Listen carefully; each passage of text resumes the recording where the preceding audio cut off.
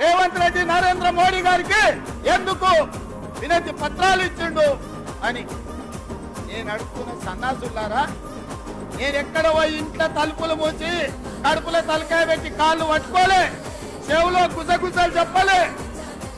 బాజాప్తా ప్రధానమంత్రిగా ఈ రాష్ట్రానికి వస్తే ముఖ్యమంత్రిగా నా బాధ్యతను నెరవేర్చిన అతిథి మన ఇంటికి వచ్చినప్పుడు మర్యాద ఇవ్వడం మన సంస్కారం అని నేను విశ్వసించిన, నమ్మిన.